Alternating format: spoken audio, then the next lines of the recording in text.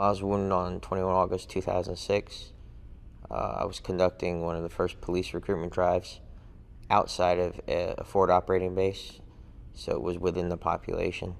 I was pretty much responsible for everything that happened, security, how it went, operations, and things like that. There was a suicide truck bomb and about 200 tanks of propane. It was drove to the front gate of our entry control point to the location, and there was a suicide bomber who self-detonated it. Well, I was severely wounded. I sustained burns of 40% of my upper body.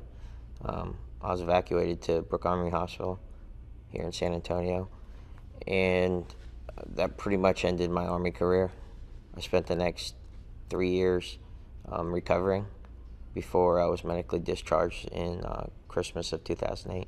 I think the hardest thing was that I was still on active duty, and it was difficult for me to grasp the fact that I was the one wounded and trying to figure out like where my purpose was in the Army, in the service. And there was nobody who could really answer those questions. Not too many people in the entire military that could relate, because usually once you get hurt, you're totally segregated from the entire population.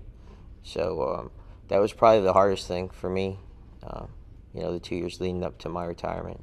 That, culminated by dealing with my family and being able to adapt, to my situation, as well as trying to decide what I was going to do with my future. Again, the service didn't have any idea how to handle us, what to do, how to deal with us, how to help us. And it was more of a trial and error type thing for most of the soldiers. So I came here with, 5 of my soldiers, and 3 of them ended up staying here because they were also severely wounded. So it was kind of difficult for me to deal with my situation as well as take care of them at the same time, because I had an obligation to do it.